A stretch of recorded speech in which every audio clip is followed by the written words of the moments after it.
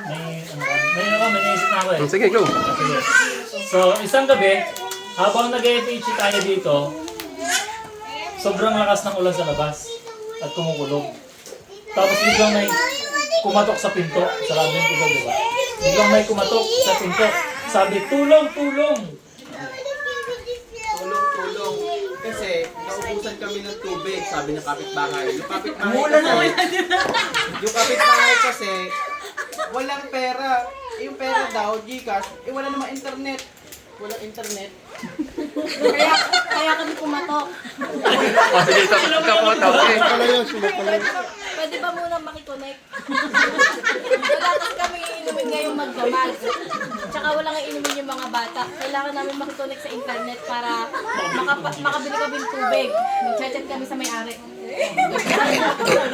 Oh, ikaw na, magtatat mo Ayun, yan. Chat sa may-ari. pagchat-chat kami sa may-ari ng bahay. Pwede kahit hindi ikaw yung karakter lang. Pwede sabi ni Sheena, wag ganun. Pwede ganun. Magchat-chat kami sa may-ari. Sa may-ari? May-ari ng tubigan Sa yung may-ari Ayun lang ng may water ari. station. Kasi wala na kaming tubig. Nauuhaw na yung mga bata. At kailangan talaga namin ng tubig dahil bukod dun sa masamaang panahon, yun yung pangunahing pangailangan ng mga bata. Kaya ang ginawa namin ay... Ikaw! Sige. Ako may-ari. Ayun, tubig. Yung may-ari ng tubig, kami talaga may-ari ng tubig. Pero biglang may dumating na manananggal. Kaya, yung manananggal, may dala siyang, galon. Dala ng galon. Tapos may batang dumadaan, gusto niya mag-donate sa bata ng tubig. Ayan na. Bata ng tubig. Nag-donate doon sa bata ng tubig. At yung bata na may tubig? Nag-donate! Ha? Sa bata! Nag-donate sa bata? Nag-donate sa bata. Manananggal, gusto mag-donate ng tubig sa bata. Ayun. Yung bata, sa sobrang tao, tumakbo. Ngayon, tumakbo sa bahay ni na PJ. Ngayon, tumakbo sa bahay ng PJ. Kinausap si PJ, sabi ni PJ. Hindi nila alam.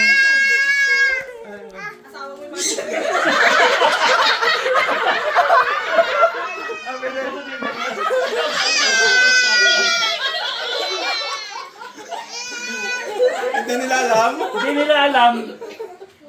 Wag yun, bawal. Hindi nila alam.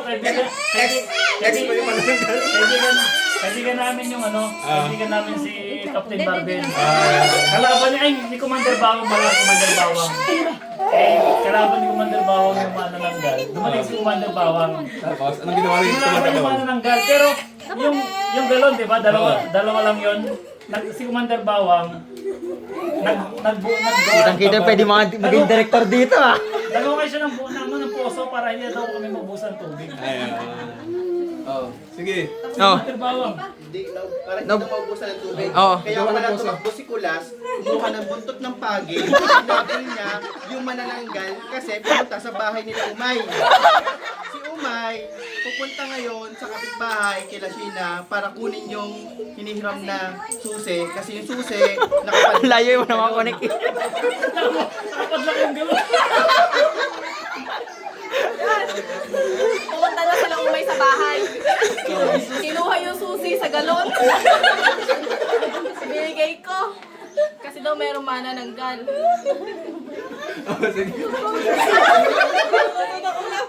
Binigay ko na. Nagmamadali rin ako. Magluluto pa ako ng ulam eh. Umalis na.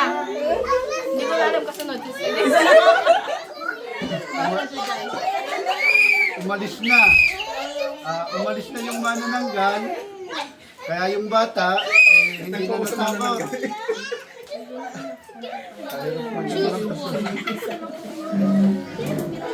Kaya nakakuha na ng tubig kasi natanggal na yung kandado dun sa galon. Ayun, actually hindi naman talaga gusto naman nananggal mag-donate ng tubig. Ang gusto talaga niya pumunta sa bahay namin kasi buntis ang asawa ko, di ba? Ayun talaga yung ano niya parang sumigwi siya. Akala niya ng mga tao mabuti magdodonate ng tubig pero ang totoong gusto niya pumunta sa aming bahay at aswangin ang aking asawa. Pero, may pera na. Pero, ayaw pala gusto naman ng ganun puntang Ate Bebe. Kaya hindi siya magbigay ng tubig. Kasi si Ate Bebe gagawin yellow. Ngayon, ayaw naman Ate Bebe kasi maulan. Bakit yellow? Ano yung yellow? Nalito siya sa kwento mo. Hindi! Ano ba? Actually, nalito kasi yung yung nagkikwento. Hindi talaga yellow yung gustong Gusto din palang kumuha ng macaroni dun sa rep ninyo. Kasi malarap magluto si Kuya Umay. Tapos? Ngayon, hindi siya bigyan ni Kuya Umay kasi konti na lang. Ba't napunta sa amin? Ano nangyari? May macaroni daw sa bahay. Ano nga yan? Macaroni. Gusto nang manananggal ng macaroni sa bahay. Pero, nalito yung manananggal. Kasi akala niya, si Umay yung buntis. Wala napunta pa sa akin ang kwento. Nalito siya kasi yung buntis.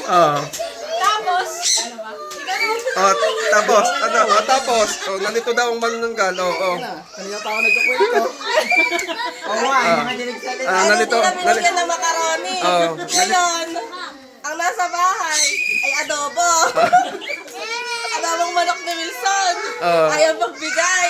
Hindi talaga adobo yun. Di ba nasa lagayan siya ng ice cream. Pagbukas niya, isda ang laman nun. Isda ang laman nun, naloko yung manananggal na galit. Pumunta sa bahay nila Sheena ulit. Si Sheena, pumunta na manananggal sa inyo. Ano nangyari, Nico? Ano nangyari? Nagpunta na sa inyo eh. Manananggal. Kailan ka mamamatay ang manananggal na yan? Nagpunta ni Nico, nagulat siya, kumuha ng itak. Siyempre, kalahati yung katawan, nagpunta kami. So, patayin mo yung mga nanggal ko. Inabon ni Nico, tumakbo kina Sister Daisy. Ayan. Patayin mo na. Pumunta na. May itak na eh.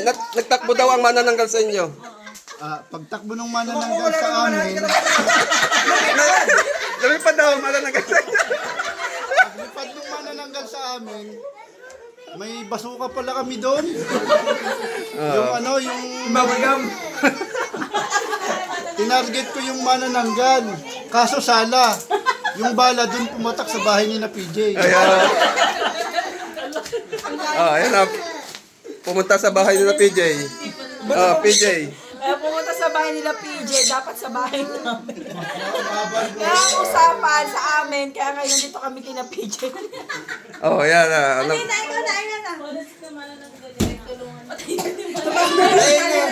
Manananggal, tumakbo. Ayun nga kasi, tumakbo yung manananggal, nakapagka kasi wala nga lahat ng katawan.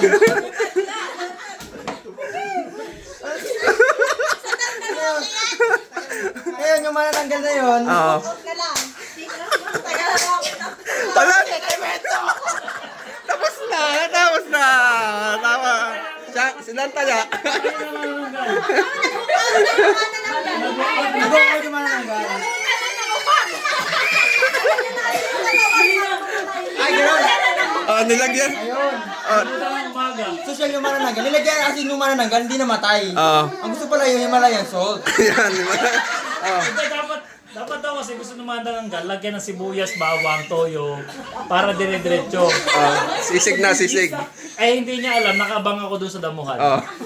Diyan lang yun, no, sa baba ng trip. Wala naman nangyari sa inyo ng manananggal. Pero sexy pa rin. Nakabang doon sa kalahati.